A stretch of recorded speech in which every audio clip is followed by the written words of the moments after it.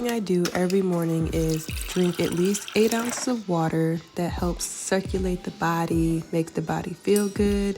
And then I'm gonna make some waffles for me and my husband, a good hearty breakfast. I got this mix from Whole Foods, so I could pretty much follow the instructions. The only thing is that I put a little vanilla extract in the eggs when I whisk it.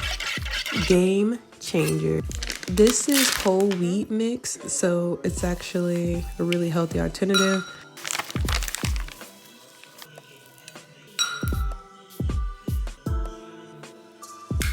I start with 4 to 6 ounces of water because I like it to be thick, and then I add more water when needed, and then sometimes I add a little bit more mix just to have it a little bit thicker.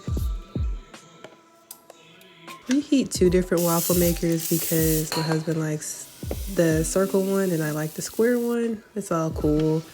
I feel like they come out the same, but the square one just hits a little bit different. That's just my opinion.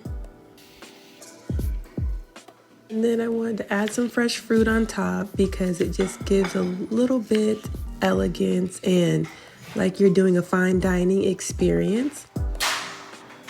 And then I poured some fresh squeezed orange juice.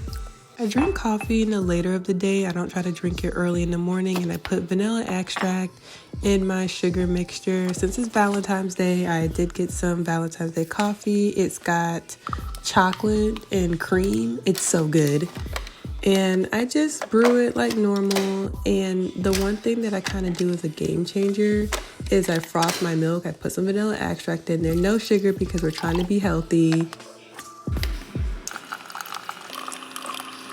And it's just the heated milk with the foam on top just puts it another level of elegance. I got this from Espresso. So now it's time for dinner. I made a herbed rice. It's basically just herbs, salt, pepper, paprika. And then I have almost about 2 pounds of salmon. Make sure to dry your salmon off completely so you don't have any excess water when you're cooking it, especially if you're gonna cook it on the grill. And I just cut it in fillet styles. It's really not that deep. I like, the fattier pieces, and then the thinner pieces I cut so it's just long because everyone has their own preferences. I season it, salt, pepper, paprika, garlic, onion, salt, and then I put a little lemon olive oil on it just so it doesn't get dry in the indoor grill because that stuff can stick, and I try to put the olive oil on both sides. And so I've got some bok choy. Like I said, we're trying to be real healthy this year. This is the baby bok choy. I rinsed it because it was pretty dirty.